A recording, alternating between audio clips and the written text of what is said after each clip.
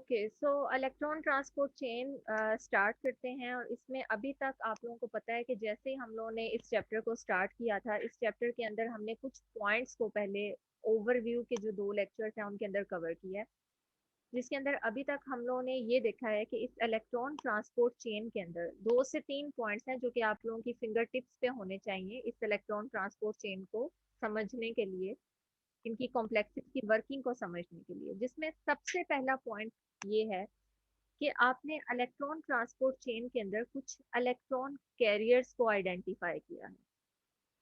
यानी आपने ये देखा है कि इलेक्ट्रॉन ट्रांसपोर्ट चेन जो इनसाइड माइटोकॉन्ड्रियल मैट्रिक्स प्रेजेंट है, इस चेन को हम चेन इसीलिए कह रहे हैं बिकॉज इसमें series of electron carriers present है। This is outer mitochondrial membrane and this is inner mitochondrial membrane, जिसमें मैंने डबल मेम्ब्रेन या मेम्ब्रेन बाय लेयर ड्रॉ करके आपको बताया। ऑब्वियसली आउटर भी इसी तरह की होती है। ठीक है, सो इस इनर माइटोकॉन्ड्रियल मेम्ब्रेन के अंदर आपके पास क्या है, कुछ इलेक्ट्रॉन कैरियर्स प्रेजेंट हैं जो कि इलेक्ट्रॉन्स को पिक करते हैं और इलेक्ट्रॉन्स को ट्रांसफर करते हैं एक कैरियर से दूसरे कैरियर की तरफ। इन अदर वर्ड्स, ये किस किस्म का रिएक्शन कैटालाइज करते हैं? फ्लो ऑफ इलेक्ट्रॉन्स या ट्रांसफर ऑफ इलेक्ट्रॉन।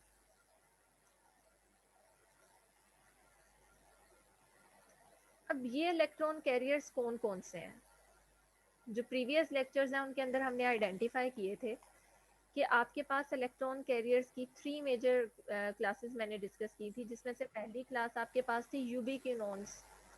ठीक है, और यूबिक्विनोन्स में हमने एग्जांपल ली थी को एंजाइम क्यू की, जो कि एक लिपोफिलिक इलेक्ट्रॉन कैरियर है, जो कि प्लाज्मा मेम्ब्रेन के अंदर, यहाँ पे जो आपकी ये इनर माइटोकॉन्ड्रियल मेम्ब्रेन है, इसके लिपोफिलिक इन्वायरमेंट के अंदर प्रेजेंट होता है। ठीक है, उसके बाद हम लोगों ने एक और कॉम्प्लेक्स की बात की थी, जिसमें हमने कहा था कि आपके पास कुछ साइटोक्रोम्स जो हैं, ये साइटोक्रोम्स भी as an electron carriers act करते हैं। और फिर इन साइटोक्रोम्स की हमने डिफरेंट टाइप्स भी आइडेंटिफाई की थी, जिसमें हमने ये कहा था कि आपके पास साइटोक्रोम्स फर्दर साइटोक्रोम ए, साइटोक्रोम बी और साइटोक्रोम सी, 3 टाइप्स के साइटोक्रोम्स इलेक्ट्रॉन ट्रांसपोर्ट चेन के अंदर प्रेजेंट होंगे। यानी यहाँ पे जो आप कैरियर्स देखेंगे, उन कैरियर्स के अंदर साइटोक्रोम्स तो होंगे, बट एक तरह के साइटोक्रोम्स नहीं होंगे। किसी जगह पे आपको साइटोक्रोम ए नजर आ रहा है, कहीं पे साइटोक्रोम बी नजर आ रहा है और कहीं पे साइटोक्रोम सी प्रेजेंट है। ठीक है, सो कुछ electron carriers electron transport chain में साइटोक्रोम्स भी होंगे। अब साइटोक्रोम ए की भी फर्दर टाइप्स हैं, जिसमें साइटोक्रोम A3 है। इसी तरह से साइटोक्रोम बी की भी डिफरेंट टाइप्स हैं, जिसमें आपके पास cytochrome BH and cytochrome BL। और साइटोक्रोम सी की भी 2 टाइप्स हैं, जिसमें एक तो cytochrome c as it is और दूसरी टाइप आपके पास है साइटोक्रोम C1। यानी मैं यहाँ पे सिर्फ उन इलेक्ट्रॉन कैरियर्स को इन लिस्ट कर रही हूँ, उन इलेक्ट्रॉन कैरियर्स के बारे में आप लोगों को रिकॉल करा रही हूँ, ये चीज़ें बता रही हूँ जो इलेक्ट्रॉन ट्रांसपोर्ट चेन के डिफरेंट कॉम्प्लेक्सेस में आज हमने देखने हैं। तो कम से कम आप लोगों को पता होना चाहिए कि ये कैरियर्स हमने पहले देखे हुए हैं, ये कैरियर्स जो हैं वो हम इलेक्ट्रॉन ट्रांसपोर्ट चेन में ऑब्जर्व करेंगे। ठीक है, अब इन दोनों इलेक्ट्रॉन कैरियर्स के अंदर यूबिक्विनोन्स में हमने देखा था कि ये इलेक्ट्रॉन्स को कैरी करता है या इलेक्ट्रॉन्स को ट्रांसफर करता है अलोंग विद प्रोटॉन्स। यानी इलेक्ट्रॉन के साथ हमेशा proton in form of hydrogen atom electron को एक्सेप्ट और इलेक्ट्रॉन को ट्रांसफर करेगा। यानी यूबिक्विनोन से जब भी इलेक्ट्रॉन का ट्रांसफर होगा तो हमेशा किस फॉर्म में होगा? हाइड्रोजन की फॉर्म में। जबकि जितनी भी आपके पास साइटोक्रोम्स हैं, और दूसरा पॉइंट जो आपने यहाँ पे याद रखना है वो ये है कि इन यूबिक्विनोन्स में ये एक इलेक्ट्रॉन को भी ट्रांसफर कर सकती हैं। ठीक है, और फर्दर ये 2 इलेक्ट्रॉन्स को भी ट्रांसफर कर सकती हैं, बिकॉज इनमें 2 हाइड्रोजन एटम्स भी प्रेजेंट हो सकते हैं। लाइक ये इनकी पार्शली रिड्यूस्ड फॉर्म है और ये कंप्लीटली रिड्यूस्ड फॉर्म है।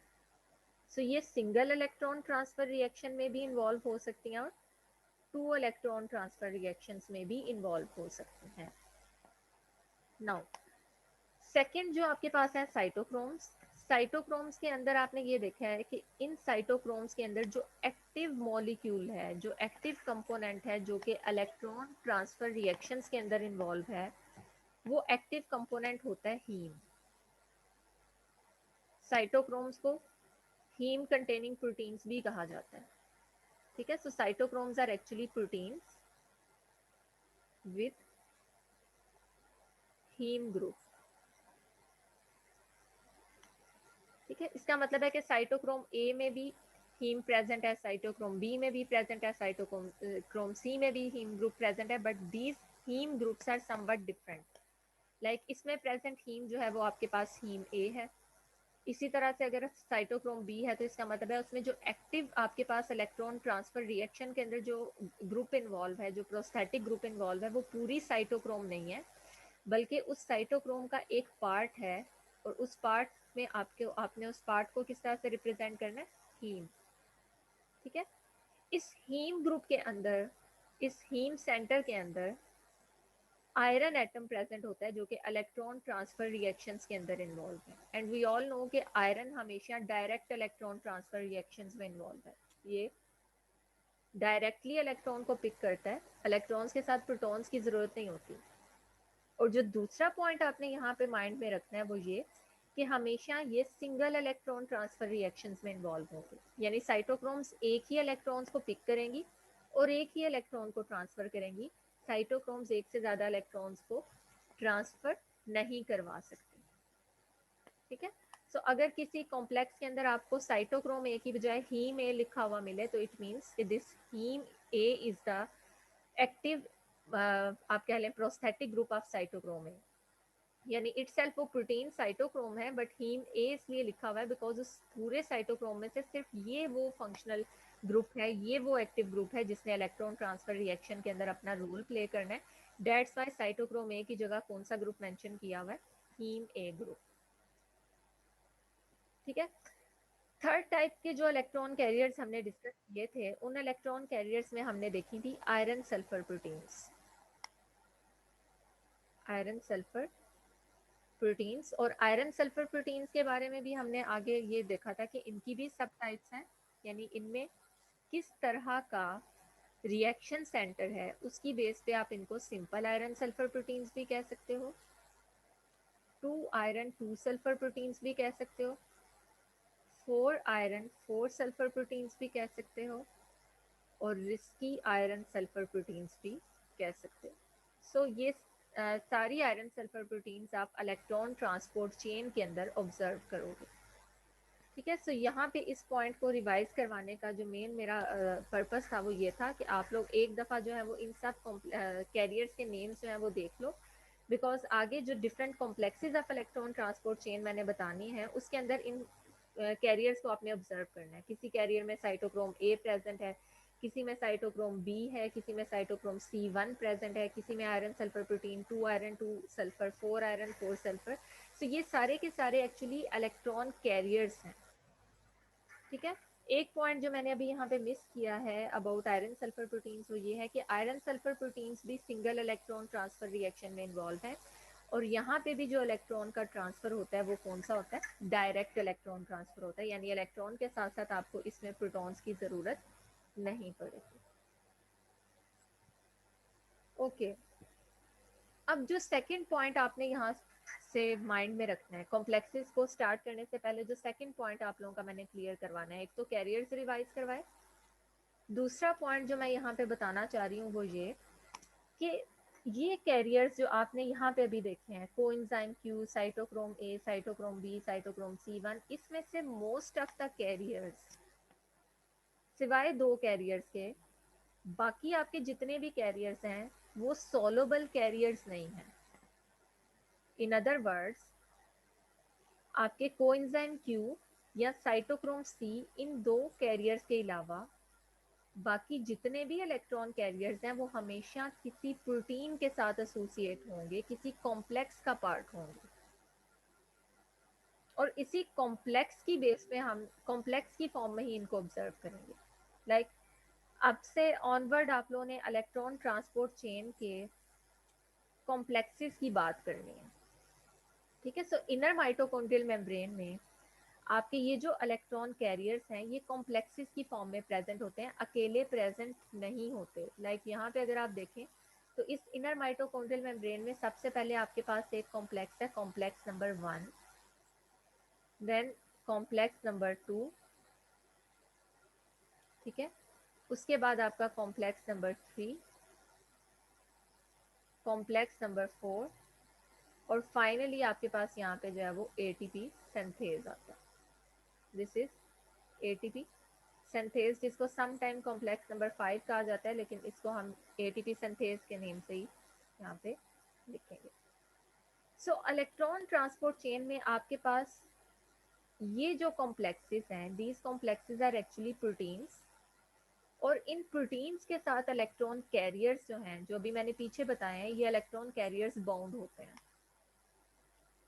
लाइक आप कॉम्प्लेक्स 1 को जब देखोगे तो कॉम्प्लेक्स 1 के अंदर आप ऑब्जर्व करोगे आयरन सल्फर प्रोटीन्स प्रेजेंट हैं, ठीक है। इसी तरह कॉम्प्लेक्स 2 के अंदर आपके पास 2 आयरन 2 सल्फर प्रोटीन्स वाले जो आयरन सल्फर प्रोटीन्स हैं ये प्रेजेंट हैं, ठीक है। कॉम्प्लेक्स 3 के अंदर आप साइटोक्रोम बी को देखोगे, बी एच, इसी तरह से साइटोक्रोम बी एल को ऑब्जर्व करोगे, ठीक है। कॉम्प्लेक्स 4 के अंदर आपके पास साइटोक्रोम ए प्रेजेंट है, यहाँ पे साइटोक्रोम C1 भी प्रेजेंट होती है, आयरन सल्फर प्रोटीन्स भी प्रेजेंट है। कॉम्प्लेक्स 4 के अंदर आपके पास जो है वो साइटोक्रोम ए और साइटोक्रोम A3 प्रेजेंट है, ठीक है। सो आप लोगों को यहाँ पे इन कॉम्प्लेक्सेस के बारे में ये चीज़ माइंड में रखना है कि जो आपके इलेक्ट्रॉन कैरियर्स हैं, these electron carriers are most of these electron carriers are bound to the complexes, they are bound to the proteins in integral या ट्रांसमेम्ब्रेन प्रोटीन्स के साथ ये अटैच होते हैं, बाउंड होते हैं, फ्री फॉर्म में प्रेजेंट नहीं होते, ठीक है। सो यहाँ पे ये जो कैरियर्स प्रेजेंट हैं, एक्चुअली ये कैरियर्स क्या करते हैं, जब NADH या FADH2 अपने इलेक्ट्रॉन ट्रांसफर करेगा तो ये कैरियर्स क्या करेंगे, उन इलेक्ट्रॉन्स को एक्सेप्ट करेंगे और इस तरह से उनको आगे क्या करते जाएंगे, पास करते जाएंगे, ठीक है। सिर्फ दो आपके पास कैरियर्स ऐसे हैं जिसमें से एक कोएंजाइम क्यू है और दूसरा आपके पास कैरियर है साइटोक्रोम सी, ये सॉल्युबल इलेक्ट्रॉन कैरियर है। कोएंजाइम क्यू जो है वो आपकी इनर माइटोकॉन्ड्रियल मेम्ब्रेन के लिपोफिलिक एनवायरनमेंट में प्रेजेंट है, और साइटोक्रोम सी जो है वो इंटर मेम्ब्रेन स्पेस वाली साइड में प्रेजेंट है, ठीक है। यानी इनर और आउटर माइटोकॉन्ड्रियल मेम्ब्रेन में जो स्पेस है उस स्पेस में ये प्रेजेंट होता है because of its hydrophilic environment. तो यहाँ से आपको ये चीज़ पता चल गई कि आपकी ये कॉम्प्लेक्सेस जो हैं, ये कॉम्प्लेक्सेस फ्री सॉरी जो कैरियर्स हैं ये फ्री फॉर्म में प्रेजेंट नहीं है, बल्कि ये कैरियर्स क्या हैं, इन कॉम्प्लेक्सेस के साथ एसोसिएटेड हैं, ठीक है। तीसरा पॉइंट जो आप लोगों ने माइंड में रखना है कॉम्प्लेक्सेस को स्टार्ट करने से पहले, वो ये कि ये जो कैरियर्स आपके पास यहाँ पे इन कॉम्प्लेक्सेस के साथ एसोसिएट हैं, ये कैरियर्स एक खास ऑर्डर में एसोसिएटेड हैं, ठीक है। और वो ऑर्डर क्या है, increasing order of reduction potential. यानी इसको थोड़ा सा अगर सिंप्लीफाई करें तो आपने ये चीज़ माइंड में रखनी है कि सपोज कॉम्प्लेक्स 1 के अंदर जो इलेक्ट्रॉन कैरियर्स हैं उनका रिडक्शन पोटेंशियल NADH से तो ज़्यादा है, ठीक है, लेकिन कॉम्प्लेक्स 2 के इलेक्ट्रॉन कैरियर से उनका रिडक्शन पोटेंशियल कम है। सो कॉम्प्लेक्स 2 के जो आपके इलेक्ट्रॉन कैरियर्स हैं उनका रिडक्शन पोटेंशियल ज़्यादा है। इसी तरह से जो आपका कोएंजाइम क्यू है, इसका रिडक्शन पोटेंशियल कॉम्प्लेक्स 1 और कॉम्प्लेक्स 2 दोनों के इलेक्ट्रॉन कैरियर से ज़्यादा है, ठीक है।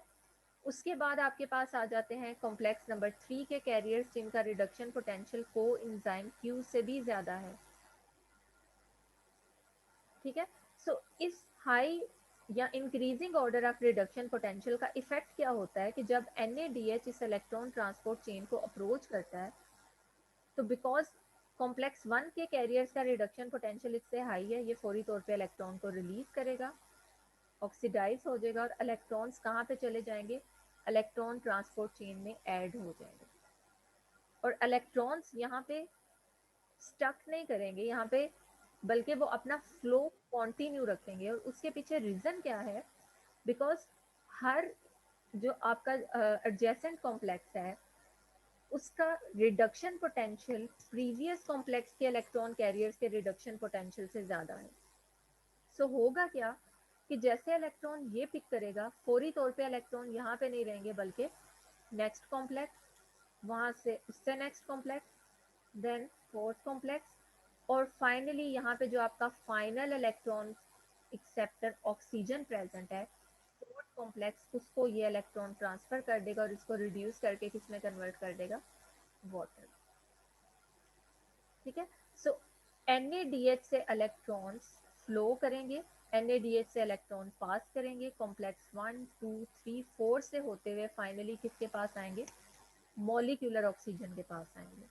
सो ये कॉम्प्लेक्सेस एक्चुअली इलेक्ट्रॉन्स को पकड़ के नहीं रखते, खुद एक्सेप्ट नहीं कर लेते, बल्कि उन इलेक्ट्रॉन्स को ट्रांसफर करवाते हैं, उन इलेक्ट्रॉन्स को फ्लो करवाते हैं। सो इलेक्ट्रॉन ट्रांसपोर्ट चेन के अंदर आप किस रिएक्शन को ऑब्जर्व करोगे? फ्लो ऑफ इलेक्ट्रॉन्स को ऑब्जर्व करोगे। ठीक है।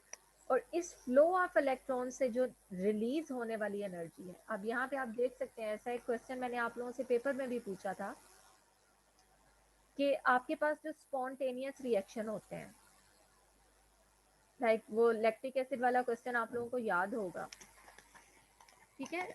उसके अंदर आपने ये देखा था कि ऐसा कोई भी प्रोसेस जिसमें आपके पास जो है वो रिडॉक्स पोटेंशियल एक्सेप्टर का कम है, सॉरी डोनर का रिडॉक्स पोटेंशियल कम है और एक्सेप्टर का रिडॉक्स पोटेंशियल ज़्यादा है। सो जब आप difference of redox potential calculate करोगे, which is acceptor minus donor, so चूंकि एक्सेप्टर का रिडॉक्स पोटेंशियल ज़्यादा है, सपोज ये 4 है, डोनर का रिडॉक्स पोटेंशियल कम है, तो वैल्यू आपके पास पॉजिटिव आएगी। और जब इस रिडॉक्स पोटेंशियल की बेस पे आप इस केमिकल रिएक्शन की फ्री एनर्जी कैलकुलेट करोगे, तो ये आपके पास आएगी -NF∆E0, जिसमें आप सपोज अगर 2 इलेक्ट्रॉन ट्रांसफर है तो -2, देन फैराडे कांस्टेंट की वैल्यू 96.5 और देन 2। तो आपके पास फाइनल जो आंसर आएगा वो नेगेटिव साइन के साथ आएगा। इट मीन्स कि ऐसे केमिकल रिएक्शंस जिसमें डोनर का रिडक्शन पोटेंशियल कम है और एक्सेप्टर का रिडक्शन पोटेंशियल हाई है, दीज chemical reaction या these oxidation reduction reactions are highly spontaneous। इस केमिकल रिएक्शन के लिए आपको किसी इनपुट ऑफ एनर्जी की ज़रूरत नहीं है। इसका मतलब है कि सिर्फ NaDH को यहाँ तक पहुँचना है। जैसे ही NaDH इलेक्ट्रॉन ट्रांसपोर्ट चेन के कॉम्प्लेक्स 1 को फेस करेगा, इसको इनकाउंटर करेगा, तो फौरी तौर पे इलेक्ट्रॉन रिलीज होंगे और ये प्रोसेस खुद ब खुद स्पॉन्टेनियसली स्टार्ट हो जाएगा। उसके लिए आपको किसी किस्म की एनर्जी लगाने की ज़रूरत नहीं पड़ेगी। तो इसका मतलब है कि इस प्रोसेस से ढेर सारी एनर्जी निकलेगी। ये एक स्पॉन्टेनियस प्रोसेस है, ये एक एक्सर्गोनिक प्रोसेस है। ठीक है। सो आपकी इलेक्ट्रॉन ट्रांसपोर्ट चेन यहाँ पे जो एनर्जी रिलीज होगी इलेक्ट्रॉन फ्लो के दौरान, उस एनर्जी को वेस्ट नहीं करेगी, बस बल्कि यहाँ पे जो एनर्जी आपके पास रिलीज होगी उस एनर्जी को ये सेव करेगी। और वो सेव किस तरह से करेगी ये मैं कॉम्प्लेक्सेस को जब एक्सप्लेन करती हूँ वहाँ पे मैं आप लोगों को साथ साथ बताती रहूँगी। ठीक है। सो इन पॉइंट्स को आप लोगों ने अपने माइंड में रखना है और इन पॉइंट्स को माइंड में रखते हुए अब हम इन 4 complexes of electron transport chain, इनका कंप्लीट स्ट्रक्चर और वहाँ पे कैसे इलेक्ट्रॉन फ्लो करते हैं इसको डिस्कस करते हैं। स्टार्ट करें।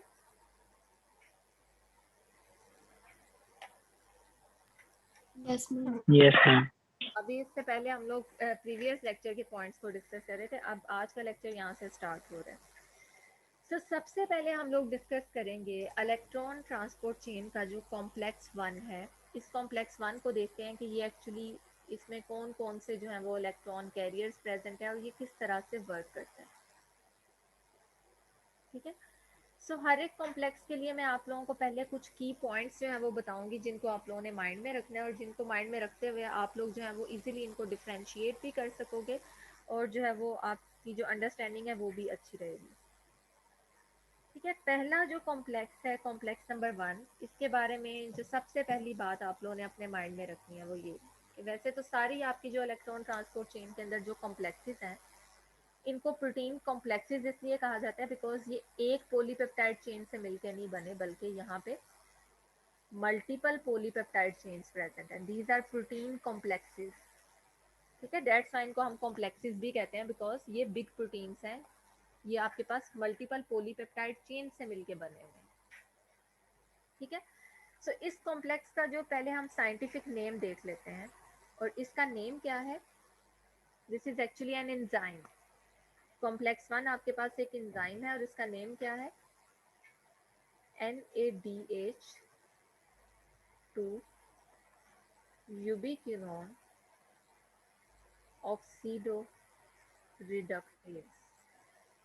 ऑक्सीडो रिडक्टेज मीन्स कि ये enzyme oxidation reduction reaction catalyse करवाएगा, और किन ग्रुप्स के दरमियान ऑक्सीडेशन रिडक्शन कैटालाइज करवाएगा, NADH एंड यूबिक्विनोन। यूबिक्विनोन यानी कोएंजाइम Q।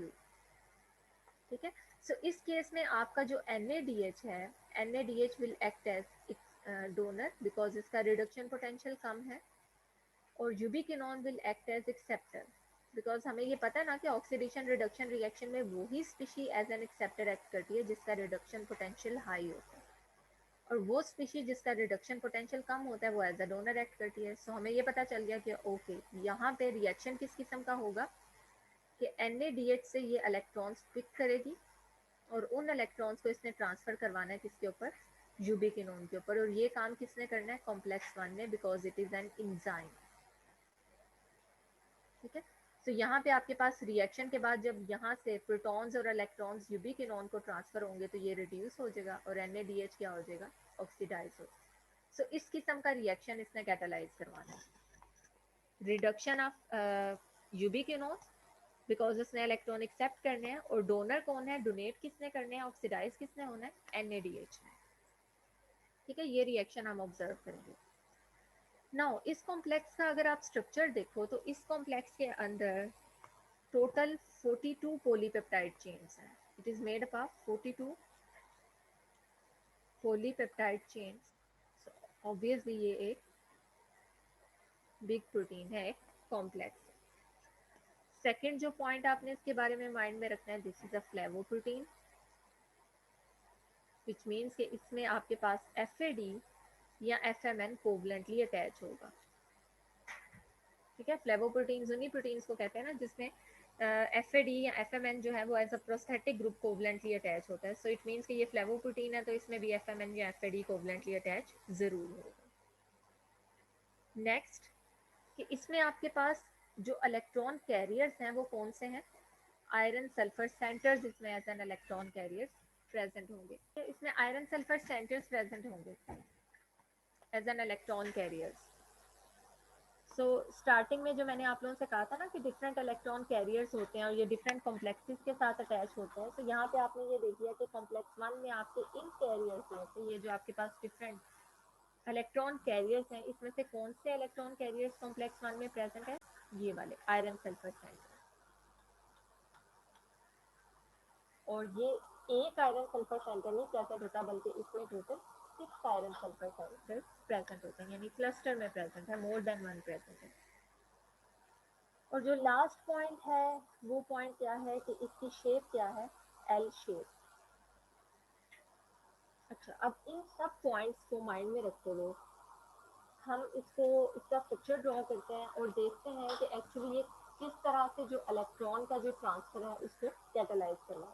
तो यहाँ पे मैं आप लोगों के सामने एक डायग्राम ड्रॉ करती हूँ जिससे हम इस इलेक्ट्रॉन ट्रांसपोर्ट चेन के अंदर कॉम्प्लेक्स 1 और इसका जो रिएक्शन है उसको समझने की कोशिश करते हैं। ठीक है, तो उसी तरह से मैं आप लोगों के सामने एक L शेप कॉम्प्लेक्स ड्रॉ करती हूँ।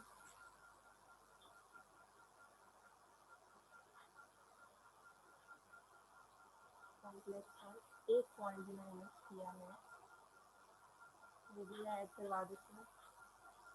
ठीक है, तो ये इनर माइटोकॉन्ड्रियल मेम्ब्रेन है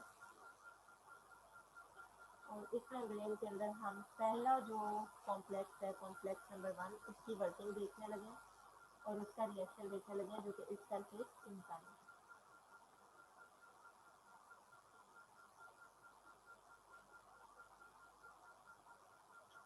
ओके, यहाँ पे एक पॉइंट जो मैंने मिस किया है वो ये कि इस कॉम्प्लेक्स के ऊपर कुछ बाइंडिंग साइट्स भी होते हैं कुछ मॉलिक्यूल्स के, ठीक है, और वो कौन कौन से मॉलिक्यूल्स हैं? Donor and acceptor. कि इस कॉम्प्लेक्स के ऊपर जो है वो डोनर और एक्सेप्टर की बाइंडिंग साइट्स भी हैं। लाइक यहाँ पे एक बाइंडिंग साइट होगी NADH के लिए, जिसके ऊपर NADH आके बाइंड करेगा, ठीक है, और दूसरी बाइंडिंग साइट होगी यूबिक्विनोन के लिए, जहाँ पे यूबिक्विनोन आके बाइंड करेगा और वो NADH से इलेक्ट्रॉन्स क्या कर लेगा, पिक कर लेगा। सो डोनर और एक्सेप्टर के लिए बाइंडिंग साइट्स भी प्रेजेंट होती हैं।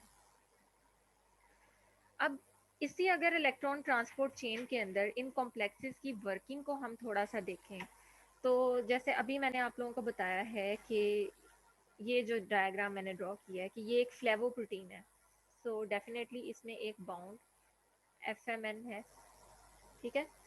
उसके बाद इसमें आयरन सल्फर सेंटर्स हैं और वो सिंपल आयरन सल्फर सेंटर्स हैं, और वो कितनी क्वांटिटीज में प्रेजेंट है? 6 हैं वो टोटल, 1 2 3 4 5 एंड देन 6। और उसके बाद सपोज यहाँ पे बाइंडिंग साइट है किसकी? यूबिक्विनोन की, और यहाँ पे बाइंडिंग साइट है किसकी? NADH की। और ये L शेप स्ट्रक्चर है, यानी वो सारे के सारे पॉइंट्स जो कि मैंने अभी आप लोगों के सामने डिस्कस किए हैं उनको मैंने इस डायग्राम में जो है वो एक्सप्लेन कर दिया या ड्रॉ कर दिया, ताकि आप लोगों को समझ में आ जाए कि यस, ये आपके पास जो mitochondrial matrix sorry inner mitochondrial membrane के अंदर इलेक्ट्रॉन ट्रांसपोर्ट चेन का पहला कॉम्प्लेक्स है, उसका ये स्ट्रक्चर है। अब इस बाइंडिंग साइट के ऊपर होता क्या है कि माइटोकॉन्ड्रियल मैट्रिक्स के अंदर डिफरेंट रिएक्शंस के रिस्पांस में, TCA साइकिल के रिस्पांस में लार्ज क्वांटिटीज में NADH की प्रोडक्शन होती है, ठीक है। और वी ऑल नो कि ये NADH इसको वापस रीजनरेट भी होना है, बिकॉज अगर ये रीजनरेट ना हुआ तो आपके जो डिफरेंट रिएक्शंस हैं, ग्लाइकोलिसिस इसी तरह से TCA साइकिल, वो अल्टीमेटली स्टॉप हो जाएगा। सो इन ऑर्डर टू रीऑक्सीडाइज ये NADH जो है ये इनर माइटोकॉन्ड्रियल मेम्ब्रेन में प्रेजेंट कॉम्प्लेक्स 1 को अप्रोच करते हैं और उसमें प्रेजेंट बाइंडिंग साइट के साथ जाके क्या करते हैं? बाइंड करते हैं। अब इस कॉम्प्लेक्स के अंदर जितने भी इलेक्ट्रॉन कैरियर्स हैं, उन सब इलेक्ट्रॉन कैरियर्स का, ये जितने इलेक्ट्रॉन कैरियर्स मैंने आप लोगों को यहाँ पे बताया है, इन सब इलेक्ट्रॉन कैरियर्स का रिडक्शन पोटेंशियल NADH के रिडक्शन पोटेंशियल से बहुत हाई है। सो क्या होगा कि जैसे ही NADH यहाँ पे बाइंड करेगा, फौरी तौर पे आपके ये जो इलेक्ट्रॉन कैरियर्स हैं वो NADH को ऑक्सीडाइज कर देंगे, यानी उसमें से इलेक्ट्रॉन्स को क्या कर देंगे? रिमूव कर देंगे।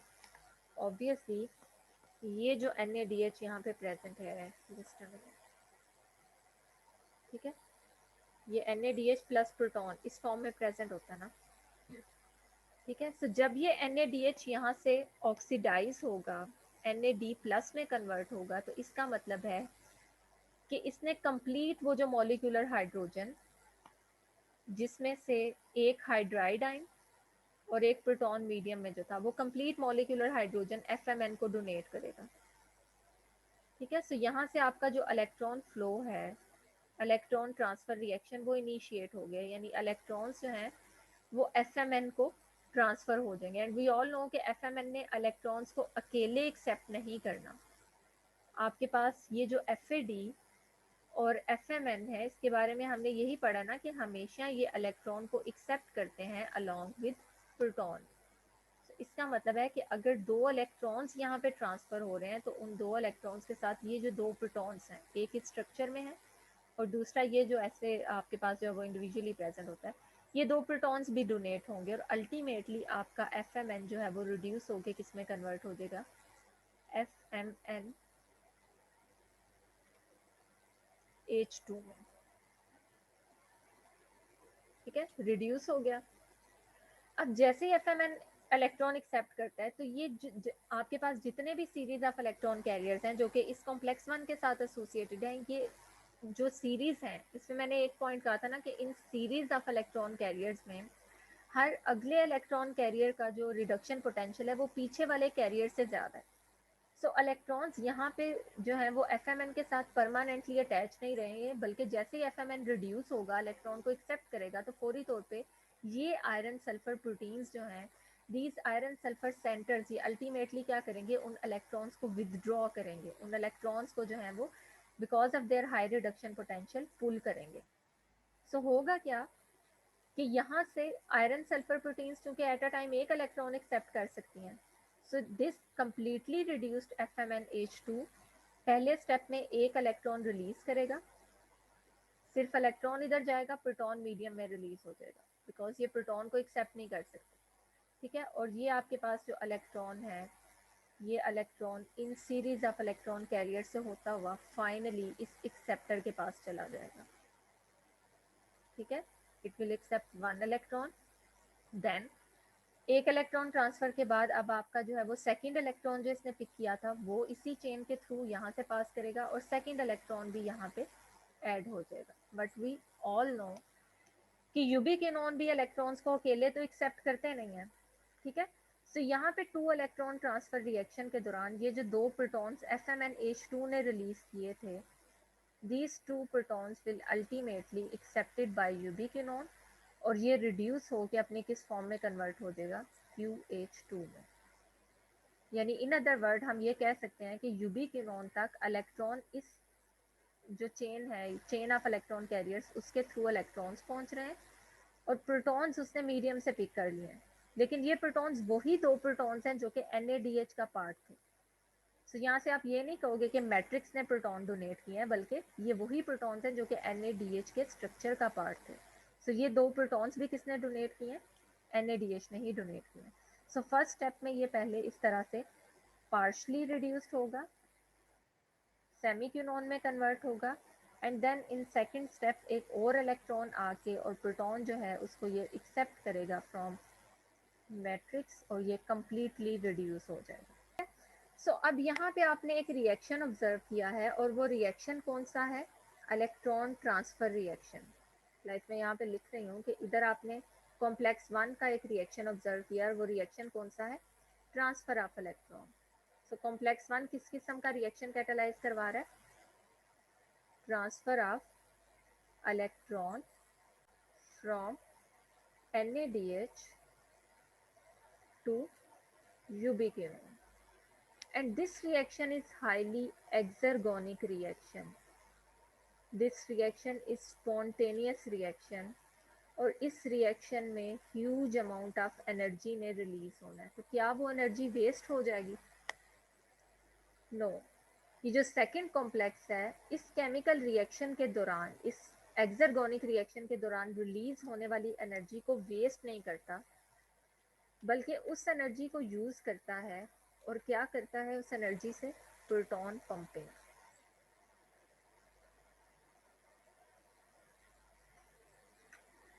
ठीक है, उस एनर्जी को यूज करते हुए माइटोकॉन्ड्रियल मैट्रिक्स में से 4 प्रोटॉन्स को पिक करेगा। सपोज ये आपके पास 4 प्रोटॉन्स हैं जो कि माइटोकॉन्ड्रियल मैट्रिक्स में प्रेजेंट है, किसी भी केमिकल रिएक्शन के रिस्पॉन्स में प्रोड्यूस हुए, and these protons are the part of mitochondrial matrix.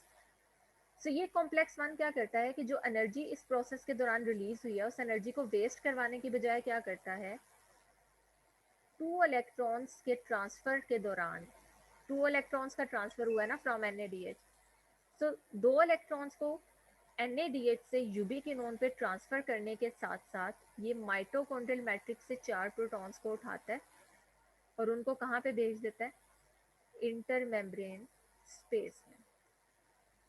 यानी आप कह सकते हो कि इस केस में आपने 2 रिएक्शंस के दरमियान कपलिंग देखी है, जिसमें से एक रिएक्शन एक्सर्गोनिक रिएक्शन था, स्पॉन्टेनियस रिएक्शन था जिसमें से एनर्जी रिलीज हो रही थी, और इस एनर्जी को यूज करते हुए ये एक एंडरगोनिक रिएक्शन जो है उसको कैटालाइज करवा रहा है। यानी इस एनर्जी को वेस्ट नहीं कर रहा बल्कि उस एनर्जी को यूज करते हुए प्रोटॉन्स को माइटोकॉन्ड्रियल मैट्रिक्स से उठा के क्या करता है, इंटर मेम्ब्रेन स्पेस में पंप कर देता है।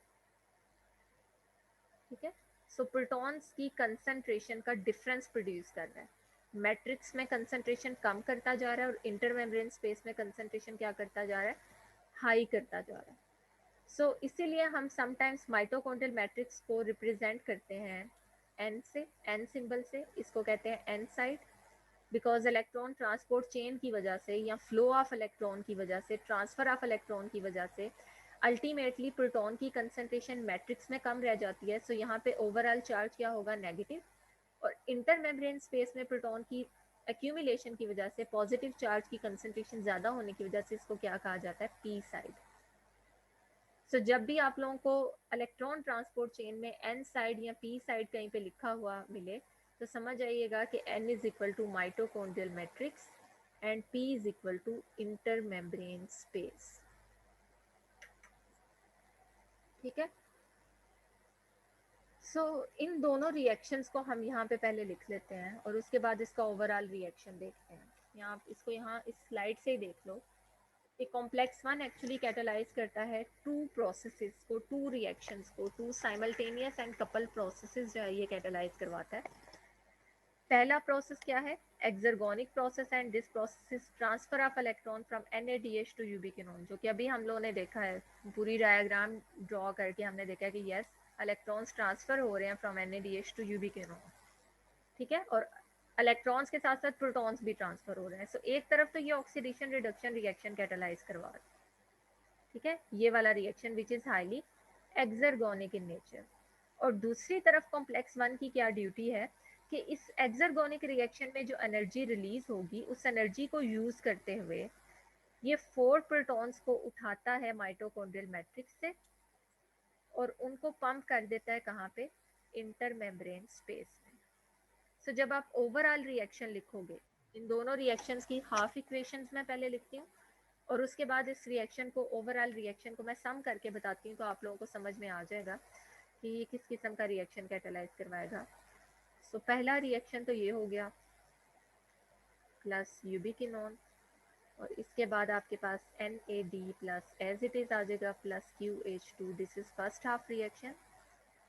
और दूसरे रिएक्शन के अंदर प्रोटॉन पंपिंग, जिसमें से 4 प्रोटॉन्स को उठाता है कहाँ से, माइटोकॉन्ड्रियल मैट्रिक्स से, और उसे शिफ्ट कर देता है कहाँ पे, इंटर मेम्ब्रेन स्पेस में। ठीक है। सो जब आप इन दोनों इक्वेशंस को ऐड करोगे यानी ओवरऑल इक्वेशन आप लिखोगे, ऑब्वियसली ये भी माइटोकॉन्ड्रियल मैट्रिक्स में प्रेजेंट होता है। सो ओवरऑल इक्वेशन में इन दोनों को जब ऐड करोगे तो फाइनल इक्वेशन क्या होगी, NADH प्लस 5 प्रोटॉन्स, जिसमें से एक प्रोटॉन मैट्रिक्स में NADH का ही पड़ा हुआ था। ठीक है। सो ओवरऑल 4 प्रोटॉन्स को हम काउंट करते हैं, लेकिन जो ट्रांसफर है एक्चुअली वो 5 प्रोटॉन्स का होता है, लेकिन इसमें से एक प्रोटॉन चूंकि NADH के स्ट्रक्चर का पार्ट है सो वो मैट्रिक्स का कंसीडर नहीं होता। मैट्रिक्स से ओवरऑल कितने प्रोटॉन्स जाएंगे, 4 प्रोटॉन्स ही जाएंगे। ठीक है। सो प्लस Q, सॉरी इतना बड़ा प्लस साइन लिखना पड़ेगा, प्लस उसके बाद NAD प्लस QH2 और उसमें ऐड हो जाएंगे आपके पास 4 प्रोटॉन्स इन P साइड। ठीक है। सो ये आपके पास कॉम्प्लेक्स वन की ओवरऑल इक्वेशन है जो कि इस कंप्लीट रिएक्शन के होने के बाद आपने ऑब्जर्व करनी है। उसके बाद नेक्स्ट आपके पास कॉम्प्लेक्स है, कॉम्प्लेक्स नंबर 2। ठीक है। अब कॉम्प्लेक्स 2 को भी उसी तरह से हम स्टार्ट करते हैं जैसे कॉम्प्लेक्स 1 को किया था, ताकि आप लोग जो है इनको डिफ्रेंशिएट कर सको। Okay, second complex of electron transport chain is complex number 2 और इस कॉम्प्लेक्स 2 में भी आपने सबसे पहले इसका नेम देखना है। Again this complex is an enzyme and its name is succinate, ठीक है, टू यूबिक्विनोन ऑक्सीडोरिडक्टेज, या फिर इससे succinate डिहाइड्रोजिनेज भी कहा जाता है। And this is the same enzyme जो कि TCA साइकिल में भी आप लोगों ने डिस्कस किया था और वहाँ पे मैंने बताया था कि ये TCA साइकिल का एक वाहिद एंजाइम है जो कि इलेक्ट्रॉन ट्रांसपोर्ट चेन में भी एज एन कॉम्प्लेक्स यूज होता है। ठीक है। सो ये एंजाइम दोनों जगह पे यूज होता है, TCA साइकिल में भी हेल्प करता है और इलेक्ट्रॉन ट्रांसपोर्ट चेन में भी हेल्प करता है। इलेक्ट्रॉन ट्रांसपोर्ट चेन में दिस इज कॉम्प्लेक्स नंबर 2। ठीक है। अब इसकी अगर आप कंपोजिशन की बात करोगे तो पहले आप यहाँ पे नेम से पता, यहाँ से आपको पता चल रहा होगा जैसे हम लोगों ने प्रीवियस कॉम्प्लेक्स नंबर 1 के केस में देखा है कि okay this is an oxido reductase, it means ये भी जो है वो ऑक्सीडेशन रिडक्शन रिएक्शन को कैटालाइज करवाने जा रहा है।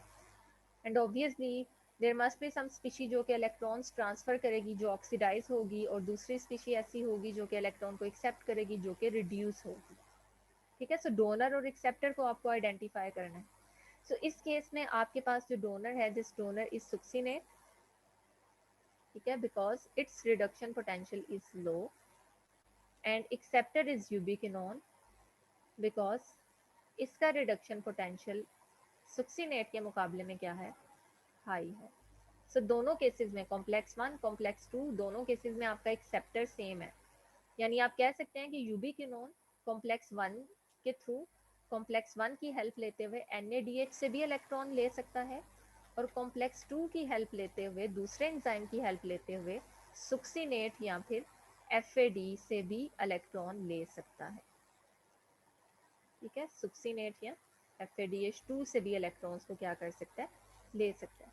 तो यहाँ पे आपका रिएक्शन उसी तरह से अगर मैं लिखूँ तो इस केमिकल रिएक्शन का रिस्पॉन्स क्या होगा कि सुक्सीनेट रिएक्ट करेगा किसके साथ, कोएंजाइम Q या यूबिक्विनोन Q के साथ, in the presence of complex number 2 which is an enzyme. और ये कॉम्प्लेक्स 2 बिकॉज ये एक एंजाइम है, ये ऑक्सीडेशन रिडक्शन रिएक्शन कैटालाइज करवाता है, ये सुक्सीनेट से मॉलिक्यूलर हाइड्रोजन को निकालेगा और उसे कन्वर्ट करेगा किसमें, फ्यूमारेट में। ठीक है, और फ्यूमारेट से सॉरी जो यहाँ से जो मॉलिक्यूलर हाइड्रोजन है उसको सीरीज ऑफ इलेक्ट्रॉन कैरियर्स के थ्रू किसमें कन्वर्ट कर देता है, QH2 को ट्रांसफर करता है। TCA साइकिल में आपने इसी रिएक्शन को पढ़ा था, लेकिन वहां पे आपने पढ़ा था कि सुक्सीनेट जो है ये इसके ऊपर जब एंजाइम एक्ट करता है सुक्सीनेट डिहाइड्रोजिनेज या कॉम्प्लेक्स 2, तो एक्चुअली ये क्या करता है, FAD को इलेक्ट्रॉन ट्रांसफर करता है। सो ये सबसे पहले FAD को ही ट्रांसफर करेगा, और उसके बाद ये FAD क्या करता है, उन इलेक्ट्रॉन्स को ट्रांसफर करता है किस तक, कोएंजाइम Q तक। सो फ्यूमारेट, और फ्यूमारेट के बाद आपके पास यहाँ से, यानी आप इसको इस पैटर्न में देख सकते हो कि पहला रिएक्शन हमेशा यही होगा कि एंजाइम सबसे पहले सुक्सीनेट से मॉलिक्यूलर हाइड्रोजन को निकालता है, उसको ऑक्सीडाइज करता है, और उससे निकलने वाले जो मॉलिक्यूलर हाइड्रोजन है उसको अपने स्ट्रक्चर के साथ कोवलेंटली अटैच्ड FAD में जो है वो क्या करता है, इनकारपोरेट करवा देता है, बिकॉज ये FAD उसके साथ कोवलेंटली अटैच है। एंड देन यहाँ FADH2 से वो electron series of electron carrier से होते होते अल्टीमेटली कहाँ तक जाएंगे, कोएंजाइम Q तक पहुंच जाएंगे। सो एंड इफेक्ट आपका क्या है, फाइनल रिजल्ट क्या होगा इसका, कि यूबिक्विनोन उन इलेक्ट्रॉन्स को एक्सेप्ट कर लेगा जिनको इनिशियली किसने पिक किया था, FAD ने पिक किया था। दैट्स वाई इसमें ये कहा जाता है कि final electron acceptor is यूबिक्विनोन not FAD, because FAD उनको अपने साथ इलेक्ट्रॉन्स को होल्ड करके नहीं रखेगा, वो आगे पास कर देगा, जैसे आपने कॉम्प्लेक्स 1 में देखा था, यहाँ पे FMN को देखा था। ठीक है बच्चों, कोई कंफ्यूजन तो नहीं हुई इस एंजाइम के अबाउट?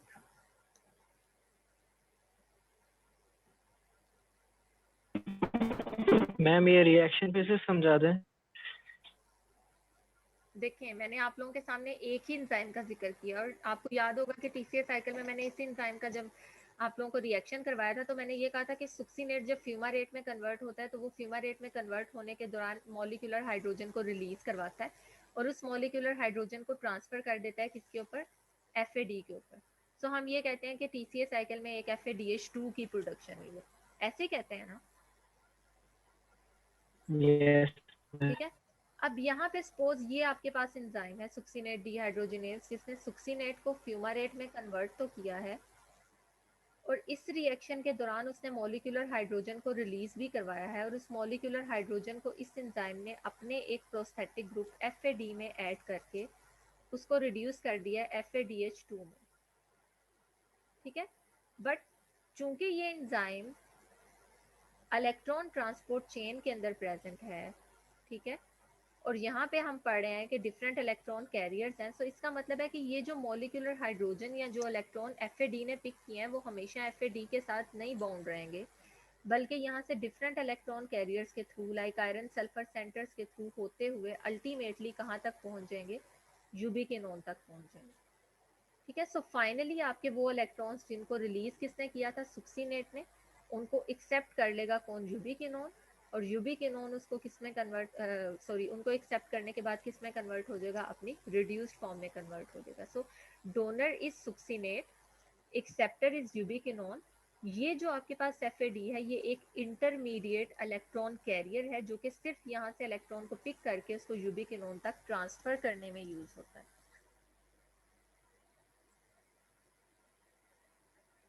ठीक है, अब क्लियर हो गया. Yes ma'am.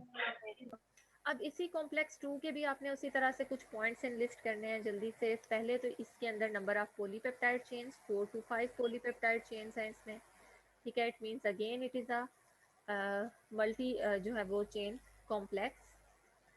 और सेकंड आपके पास क्या है, इसमें भी जो इलेक्ट्रॉन कैरियर्स हैं these are iron sulphur centres, but this time iron sulphur centres 2 iron 2 sulphur इस फॉर्म में प्रेजेंट होते हैं और इनका नंबर कितना होता है, 3.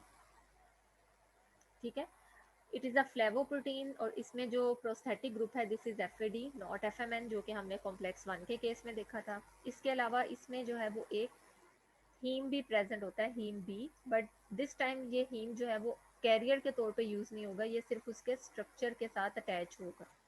यानी इलेक्ट्रॉन की जो पाथ है, इलेक्ट्रॉन का जो ट्रांसफ़र का पाथ है उसके अंदर ये यूज़ नहीं होगा, इलेक्ट्रॉन को एक्सेप्ट और ट्रांसफ़र नहीं करेगा बल्कि सिर्फ उसके स्ट्रक्चर के साथ अटैच है. सो इलेक्ट्रॉन कैरियर आपके पास सिर्फ 2 हैं, एक आयरन सल्फर प्रोटीन और दूसरा FAD. ठीक है, एंड अगेन इसमें भी कुछ बाइंडिंग साइट्स होती हैं और किस किस की बाइंडिंग साइट है, सुक्सीनेट की, और दूसरी बाइंडिंग साइट किसकी है, यूबिक्विनोन की. ठीक है, अब इन्हीं पॉइंट्स को माइंड में रखते हुए जस्ट लाइक कॉम्प्लेक्स नंबर 1 हम कॉम्प्लेक्स नंबर 2 का भी स्ट्रक्चर ड्रॉ करते हैं और उसको भी अंडरस्टैंड करने की कोशिश करते हैं.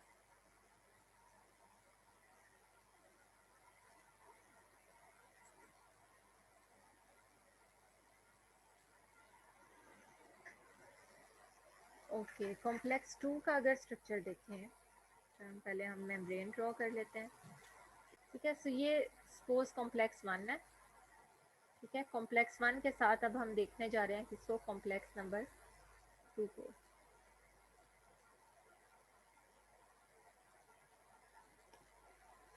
ठीक है, इसके कैरियर्स आप लोगों को ऑलरेडी पता है, यहाँ से जो है वो इसने इलेक्ट्रॉन पिक करने हैं किससे, NADH से, और यहाँ पे मैंने कहा है कि इलेक्ट्रॉन ये पिक करता है सुक्सीनेट से. यहाँ तो सुक्सीनेट की बाइंडिंग साइट है, या फिर जो FADH2 प्रोड्यूस होते हैं किसी भी केमिकल रिएक्शन के दौरान वो FADH2 यहाँ पे ट्रांसफ़र करते हैं. FADH2 कैसे ट्रांसफ़र करते हैं ये मैं आपको अभी बताती हूँ. ठीक है, ये मैं एंड पे बताऊँगी. ओके, एक तरफ सुक्सीनेट की बाइंडिंग साइट है. अब यहाँ पे भी आपने देखा कि इस केस में कोएंजाइम Q की बाइंडिंग साइट यहाँ पे भी है. ठीक है, जस्ट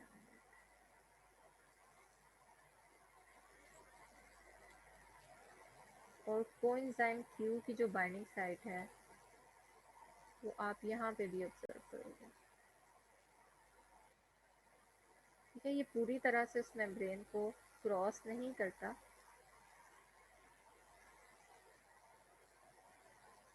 सो यहाँ पे जो Q है उसके पास दोनों ऑप्शंस हैं, यहाँ पे भी उसकी बाइंडिंग साइट है और यहाँ पे भी उसकी बाइंडिंग साइट है. ठीक है, अब सेकंड कॉम्प्लेक्स की अगर हम बात करें तो यहाँ पे आपके पास एक तरफ डोनर की बाइंडिंग साइट है सुक्सीनेट, दूसरी तरफ एक्सेप्टर की बाइंडिंग साइट है जिसमें यूबिक्विनोन बाइंड करेगा ऑक्सीडाइज्ड फॉर्म में. और यहाँ पे मैंने आपसे कहा है कि एक तो आपके पास इलेक्ट्रॉन कैरियर पहले है FAD. ठीक है, उसके बाद आपके पास यहाँ पे 3 आयरन सल्फर सेंटर्स हैं जो कि इस वैलेंसी में प्रेजेंट है, 2 आयरन 2 सल्फर, और then third one 2 iron 2 sulphur. इस पाथ के अलावा यहाँ पे एक साइटोक्रोम B भी प्रेजेंट होता है जो कि इलेक्ट्रॉन ट्रांसफर रिएक्शन में यूज़ नहीं होता बट वैसे इसके स्ट्रक्चर का पार्ट है. So this is haem B. ठीक है, अब होता क्या है कि ड्यूरिंग TCA साइकिल जब सुक्सीनेट प्रोड्यूस होता है तो ये एंजाइम उस सुक्सीनेट को हेल्प करता है, उस सुक्सीनेट को ऑक्सीडाइज करवाता है और उसे कन्वर्ट कर देता है किसमें, फ्यूमारेट में. और फ्यूमारेट इटसेल्फ जाके TCA साइकिल में दोबारा से यूज़ होना शुरू हो जाती है.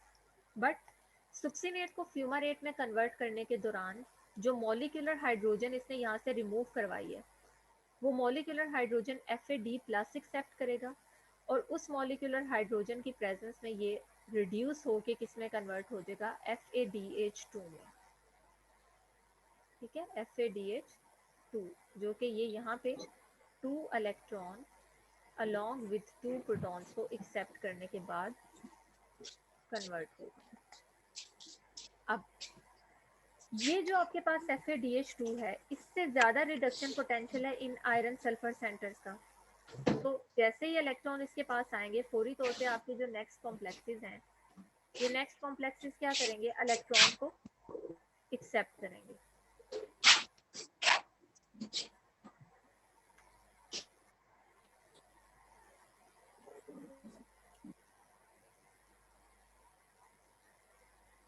ओके, सो ये इलेक्ट्रॉन को जैसे ही एक्सेप्ट करने की कोशिश करेंगे, बिकॉज ये आयरन सल्फर सेंटर्स हैं, ये सिर्फ इलेक्ट्रॉन को एक्सेप्ट कर सकती हैं, इन्हें प्रोटॉन्स की ज़रूरत नहीं है। सो प्रोटॉन्स यहाँ से क्या होंगे, जैसे ही इलेक्ट्रॉन इसको ट्रांसफ़र होगा, एक इलेक्ट्रॉन यहाँ से प्रोटॉन क्या हो जाएगा, रिलीज हो जाएगा, बिकॉज आगे वाले कैरियर्स तो प्रोटॉन को एक्सेप्ट ही नहीं कर रहे हैं। सो प्रोटॉन अल्टीमेटली मैट्रिक्स में रिलीज हो जाएगा। सो ये एक इलेक्ट्रॉन यहाँ से अल्टीमेटली यूबिक्विनोन के पास जाएगा, और जैसे ये एक इलेक्ट्रॉन को एक्सेप्ट करेगा, नाउ ये मीडियम से प्रोटॉन को क्या कर लेगा, एक्सेप्ट करेगा। सो this is the same proton जो कि यहाँ पे रिलीज हुआ था। सो ओवरऑल आप कह सकते हो कि ये वही प्रोटॉन है जो कि सुक्सीनेट ने डोनेट किया था। देन सेकंड इलेक्ट्रॉन भी इसी पाथ के थ्रू यूबिक्विनोन के पास जाएगा, सेकंड प्रोटॉन यहाँ से रिलीज होगा, and then again this second proton will be accepted by ubiquinone. So इन दो रिएक्शंस के दौरान आपका जो यूबिक्विनोन है, ये अपनी ऑक्सीडाइज से किस फॉर्म में कन्वर्ट हो जाएगा, रिड्यूस फॉर्म। और रिड्यूस फॉर्म जो है वो यहाँ पे अटैच नहीं हो सकती, उसकी अफिनिटी कम है। सो रिड्यूस फॉर्म जो है वो रिलीज होके इस लिपोफिलिक एनवायरनमेंट में सर्कुलेट करेगी, और नेक्स्ट कॉम्प्लेक्स यानी कॉम्प्लेक्स नंबर 3 पे जाके अपने इलेक्ट्रॉन क्या करेगी, रिलीज करेगी। सो वी कैन समराइज कि आपका जो यूबिक्विनोन है वो NADH से भी इलेक्ट्रॉन एक्सेप्ट कर सकता है, और NADH से इलेक्ट्रॉन एक्सेप्ट करने के लिए इसे कॉम्प्लेक्स 1 की ज़रूरत होती है। NADH से इलेक्ट्रॉन एक्सेप्ट करेगा और उनको लेके कॉम्प्लेक्स 3 के पास चला जाएगा, ठीक है। और दूसरी ऑप्शन क्या है कि ये यूबिक्विनोन FADH2 या सुक्सीनेट से भी इलेक्ट्रॉन को एक्सेप्ट कर सकता है, और यहाँ से इलेक्ट्रॉन एक्सेप्ट करने के लिए इसे कॉम्प्लेक्स 2 के साथ बाइंड करने की ज़रूरत है। सो इलेक्ट्रॉन को पिक करने के बाद चाहे कॉम्प्लेक्स 1 से करे या कॉम्प्लेक्स 2 से करे, हमेशा ये इलेक्ट्रॉन्स को लेके किस कॉम्प्लेक्स की तरफ जाएगा, कॉम्प्लेक्स नंबर 3 की तरफ, ठीक है। सो दो ऑप्शंस हैं, या तो NADH थ्रू कॉम्प्लेक्स 1 इसको रिड्यूस करेगा और ये आगे जाके कॉम्प्लेक्स नंबर 3 के पास जाएगा, या फिर आपके पास FADH2 कॉम्प्लेक्स 2 की मदद से इसको रिड्यूस करेगा और ये आगे कॉम्प्लेक्स नंबर 3 को जाके इलेक्ट्रॉन क्या करेगा, डोनेट करेगा। सो ये पाथ है जो कि आप लोगों ने अपने माइंड में क्लियर रखना है। ओके, अब मैंने एक और बात आप लोगों के सामने कही थी कि ये जो यूबिक्विनोन है, कॉम्प्लेक्स 2 के पास दो ऑप्शंस हैं, या तो सुक्सीनेट से इलेक्ट्रॉन निकाल के वो इसको ट्रांसफर करेगा, या फिर दूसरा सोर्स क्या है, FADH2। सो FADH2 एक्चुअली आप लोगों को याद होगा कि ये एक ऐसा इलेक्ट्रॉन कैरियर है जिसके बारे में मैंने पहले भी आप लोगों को बताया था कि ये कभी भी फ्री फॉर्म में प्रेजेंट नहीं होता, ये हमेशा बाउंड फॉर्म में प्रेजेंट होता है। NADH एक सोलुबल इलेक्ट्रॉन कैरियर है, ठीक है। ये आपके पास जो है वो फ्री फॉर्म में एग्जिस्ट करता है, और ये इटसेल्फ इंडिविजुअली आके इधर बाइंड कर सकता है और इलेक्ट्रॉन रिलीज कर सकता है। लेकिन हमेशा जो FADH2 है, ये अकेला एग्जिस्ट नहीं करता, ये किसी प्रोटीन की फॉर्म में प्रेजेंट होता है। सो FADH2 अकेला आके यहाँ बाइंड नहीं कर सकता, बल्कि FADH2 कंटेनिंग प्रोटीन्स जो हैं, फ्लेवोप्रोटीन्स, सपोज अगर किसी प्रोटीन ने किसी केमिकल रिएक्शन के दौरान इलेक्ट्रॉन को एक्सेप्ट किया और अब वो अपने FADH2 को रीऑक्सीडाइज करना चाहती है, तो वो आके कॉम्प्लेक्स 2 के साथ बाइंड करेगी, इलेक्ट्रॉन और प्रोटॉन यहाँ पे ट्रांसफर करेगी और अपने FADH2 को रीऑक्सीडाइज कर लेगी, ठीक है। So flavoproteins can bind with complex 2, but FADH2 itself नहीं बाइंड कर सकता,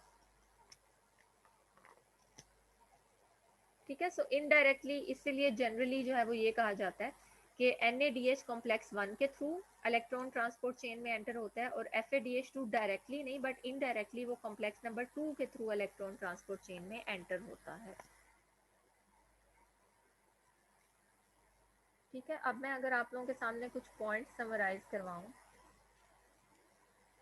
तो अभी तक आप लोगों ने जो दो कॉम्प्लेक्सेस देखे हैं, उन कॉम्प्लेक्सेस से आप रूट्स भी आइडेंटिफाई कर सकते हो, और वो रूट्स क्या हैं, कि हमेशा NADH अपने इलेक्ट्रॉन आके कॉम्प्लेक्स नंबर 1 को ट्रांसफ़र करेगा और कॉम्प्लेक्स नंबर 1 उन 2 इलेक्ट्रॉन्स को जब यूबिक्विनोन को डोनेट करेगा तो इस इलेक्ट्रॉन ट्रांसफ़र रिएक्शन को ये कपल करता है विद प्रोटॉन पंपिंग और 2 इलेक्ट्रॉन्स के ट्रांसफ़र के दौरान 4 प्रोटॉन्स को माइटोकॉन्ड्रियल मैट्रिक्स से उठा के इंटरमेम्ब्रेन स्पेस में भेज देता है।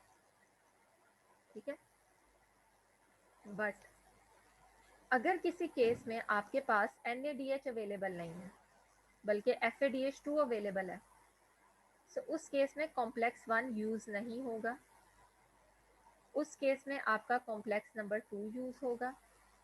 ठीक है, और FADH2 कंटेनिंग प्रोटीन, अब मैं यहाँ पे प्रोटीन की बजाय सिंपल FADH2 लिख रही हूँ, लेकिन आपको ये पता होना चाहिए कि यहाँ पे हमेशा अकेला FADH2 बाइंड नहीं करेगा बल्कि वो किसी प्रोटीन यानी फ्लेवोप्रोटीन की फॉर्म में आके बाइंड करेगा। ठीक है, सो FADH2 जो है वो हमेशा अपने इलेक्ट्रॉन कॉम्प्लेक्स 2 के थ्रू किसको ट्रांसफ़र करता है, 2 इलेक्ट्रॉन्स को ट्रांसफ़र करता है, 2 इलेक्ट्रॉन ट्रांसफ़र करता है यूबिक्विनोन को और उसे रिड्यूस कर देता है QH2 में। लेकिन इस प्रोसेस के दौरान इस कॉम्प्लेक्स में कोई प्रोटॉन चैनल प्रेजेंट नहीं है, सो इस प्रोसेस के दौरान कोई प्रोटॉन पंपिंग नहीं हो। So complex 1 is a proton pump जो कि 2 इलेक्ट्रॉन को ट्रांसफ़र करने के साथ साथ 4 प्रोटॉन्स की पंपिंग भी करवाता है, but complex 2 is not a proton pump. यहाँ पे इलेक्ट्रॉन तो ट्रांसफ़र हो जाएंगे QH2 को, लेकिन उसके साथ प्रोटॉन पंपिंग नहीं होगी। समझ आए इस बात की? Yes, ma'am. ठीक है, सो कॉम्प्लेक्स जब FADH2 ने अपने इलेक्ट्रॉन रिलीज करने हैं उस केस में कॉम्प्लेक्स 1 यूज़ नहीं होगा। कॉम्प्लेक्स 1 को उस केस में आपने इग्नोर करना है इलेक्ट्रॉन ट्रांसपोर्ट चेन में। कॉम्प्लेक्स 1 को तब आप फाइनल कैलकुलेशंस में ऐड नहीं करोगे। लेकिन जब NADH as an electron source use होगा तो तब आपके पास कॉम्प्लेक्स 1 यूज़ होगा, उस केस में कॉम्प्लेक्स नंबर 2 यूज़ नहीं होगा बिकॉज QH2 जैसे ही रिड्यूस होगा नेक्स्ट इसने कौन से कॉम्प्लेक्स के पास जाना है, कॉम्प्लेक्स नंबर 3। सो इस केस में आपका कॉम्प्लेक्स नंबर 2 यूजलेस है। अब ये जो आपके पास QH2 प्रोड्यूस हुआ है because of its mobile nature it will move in the lipophilic environment of inner mitochondrial membrane और यहाँ पे जाके बाइंड कर जाएगा कॉम्प्लेक्स नंबर 3 के साथ। और कॉम्प्लेक्स नंबर 3 का काम क्या है कि इसने इस यूबिक्विनोल को इस रिड्यूस्ड इलेक्ट्रॉन कैरियर से इलेक्ट्रॉन्स निकालने हैं, इलेक्ट्रॉन रिमूव करेगा और वो इलेक्ट्रॉन्स इसने किसको ट्रांसफ़र करने हैं, साइटोक्रोम C। यानी यहाँ पे जो आपके पास इंटरमेम्ब्रेन स्पेस में लिपोफिलिक इलेक्ट्रॉन कैरियर प्रेजेंट है ना, यहाँ पे सीरीज ऑफ इलेक्ट्रॉन कैरियर्स के थ्रू इलेक्ट्रॉन्स यहाँ से मूव करेंगे और अल्टीमेटली किसके पास जाएंगे, साइटोक्रोम C के पास जाएंगे। और ये साइटोक्रोम C आगे उन इलेक्ट्रॉन्स को लेके किसके पास जाएगी, कॉम्प्लेक्स नंबर 4 के पास। तो कॉम्प्लेक्स 1 और 2 की वर्किंग तो हमने देख ली। अब हम देखते हैं कॉम्प्लेक्स नंबर 3 किस तरह से वर्क करता है।